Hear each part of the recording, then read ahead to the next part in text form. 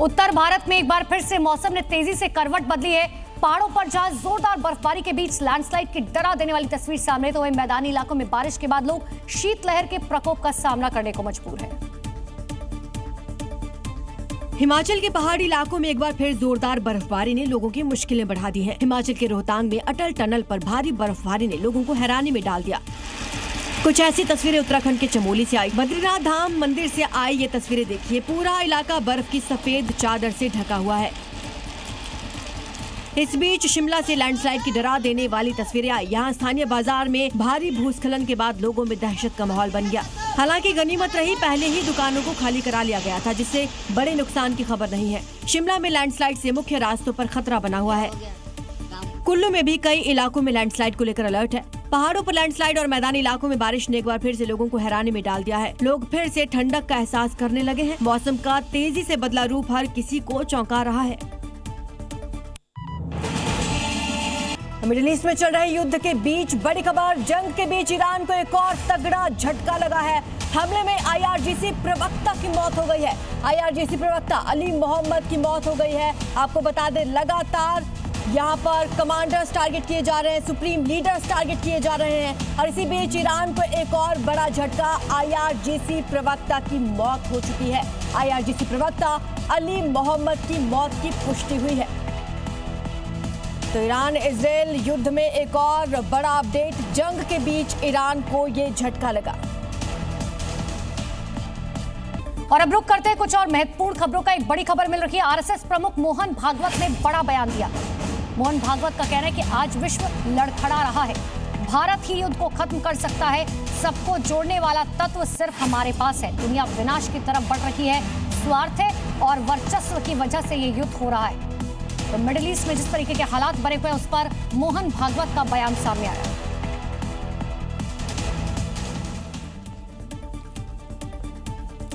नवरात्र और ईद के त्योहार को लेकर यूपी पुलिस अलर्ट मोड पर है। यूपी के हर जिले में संवेदनशील इलाकों में सुरक्षा को बढ़ा दिया गया। लखनऊ से लेकर संभल तक पुलिस प्रशासन पूरी तरह से मुस्तैद है। शनिवार को ईद उल फितर मनाई जाएगी, इसके लिए पुलिस प्रशासन अलर्ट है। सीएम योगी के निर्देश के बाद शहर शहर में सुरक्षा को सख्त कर दिया गया है। संभल में भी नवरात्र और ईद पर सुरक्षा के मद्देनजर पुलिस प्रशासन पूरी तरह से अलर्ट है। शांति व्यवस्था बनाए रखने के लिए 6 जोनल मजिस्ट्रेट और 34 सेक्टर मजिस्ट्रेट समेत 1100 पुलिस कर्मियों की तैनाती की गई है। सुरक्षा व्यवस्था के मद्देनजर हर संवेदनशील इलाके में फ्लैग मार्च के जरिए हालात पर नजर रखी जा रही है। कई जगह ड्रोन से भी नजर रखी जा रही है, ताकि कोई भी अराजक तत्व अपने मंसूबों में कामयाब न हो सके। त्योहारों को देखते हुए खुद मुख्यमंत्री योगी व्यवस्था पर नजर बनाए हुए हैं। और अब आपको तस्वीरें दिखाते हैं यकीन की इबादत की। तस्वीरों में नजर आएंगे सजदे में झुकते सिर, क्योंकि रमजान के बाद ईद की सुबह केरल और तमिलनाडु के अलग अलग ईदगाह पर नमाज अदा की गई। ये तमिलनाडु के कोयम्बटूर की तस्वीर है, जहां एक नजर जाएगी बस नमाजियों की कतारें दिखाई देंगी। हर शख्स एक दिशा में एक साथ एक ही इबादत में झुका हुआ नजर आ रहा है। ये केरल के तिरुवनंतपुरम की तस्वीरें हैं। चंद्रशेखरन नायर स्टेडियम आज इबादत गाह बन गया।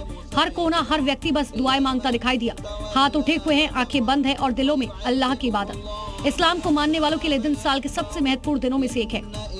मदुरै के तमुक्कम मैदान पर भी ईद की नमाज अता की गई। नमाज के बाद गले लगाकर सबने एक दूसरे को ईद की मुबारकबाद दी। योगी के राज में गैस का खेल अब नहीं चलेगा। फर्रुखाबाद में आज कानून ने जैसे ही एंट्री मारी, गड़बड़ियों की पूरी पोल खुल गई। ये देखिए, जैसे ही टीम पहुंची तो कैसे होटल और ढाबों में हड़कंप मच गया। ये घरेलू सिलेंडर जो घर के लिए है, जिनके लिए लोग लाइनों में लग रहे हैं, वही सिलेंडर यहाँ होटल के तंदूर में जलता हुआ पकड़ा गया। गिनती शुरू हुई तो एक दो नहीं, पूरे 13 सिलेंडर निकले, जो घरेलू थे लेकिन धंधे में इस्तेमाल हो रहे थे। ढाबा हो, होटल हो या मिठाई की दुकान, हर जगह एक ही स्क्रिप्ट चल रही थी, कम लागत ज्यादा मुनाफा और नियमों को साइड में रखकर गैस सिलेंडर की कालाबाजारी।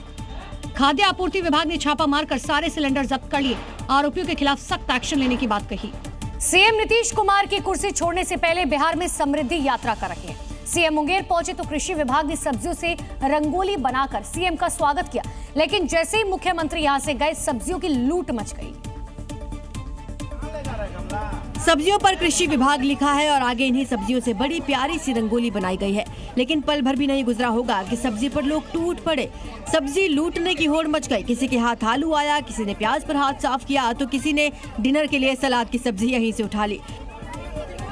किसी ने गोद में भर लिया तो कोई पैकेट में ले जा रहा है। सब्जियों की लूट मची बिहार में नीतीश कुमार की समृद्धि यात्रा के दौरान। जैसे ही मुख्यमंत्री यहां से रवाना हुए, लोगों ने लूट मार मचा दी।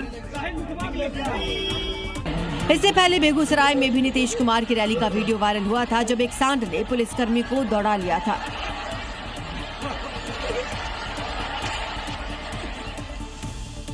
मध्य प्रदेश के भिंड से हादसे की दिल दहला देने वाली तस्वीर सामने आई, जहां तेज रफ्तार बाइक बीच सड़क गौवंश से जा टकराई। हादसे में 2 शख्स बुरी तरह से घायल हुए और हादसे की रोंगटे खड़े करने वाली तस्वीरें पास लगी सीसीटीवी में रिकॉर्ड हुई, जिसमें साफ तौर पर दिख रहा है कि आखिर किस तरह भिंड में तूफानी रफ्तार से बाइक चलाना युवकों को महंगा पड़ गया।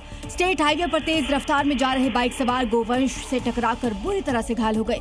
हादसा इतना भीषण था कि दोनों बाइक सवार और गोवंश सड़क पर करीब 20 मीटर तक घसीटते चले गए। इस हादसे में बाइक सवार दोनों युवक गंभीर रूप से घायल हो गए, जिनका इलाज जारी है। हादसे का वीडियो सीसीटीवी में कैद हो गया। तस्वीरों से अंदाजा लगाया जा सकता है कि हादसे के वक्त बाइक करीब 90 से 100 किलोमीटर की रफ्तार से दौड़ रही थी। यूपी के गोरखपुर में एक युवक ने अपनी जान को जोखिम में डाल दिया, पूरी ट्रेन को रोक दिया। हालांकि रेलवे की सतर्कता और समय पर लिए गए फैसलों ने एक बड़ी दुर्घटना टाल दी। आप इन तस्वीरों में साफ देख सकते हैं कि युवक ट्रेन की छत पर बैठा हुआ है। नीचे खड़े लोग उसे उतरने के लिए चिल्ला रहे हैं, लेकिन वो ऊपर ही डटा हुआ है। डोमिनगढ़ स्टेशन पर यह पूरा घटनाक्रम सामने आया। जैसे ही लोगों ने युवक को छत पर चढ़ते देखा, प्लेटफॉर्म पर अफरा तफरी मच गई। रेलवे प्रशासन तुरंत हरकत में आए। सबसे पहले ट्रेन को रोका गया। ओवरहेड बिजली सप्लाई को बंद किया गया, क्योंकि युवक की एक छोटी सी गलती यहाँ बड़े हादसे में बदल सकती थी।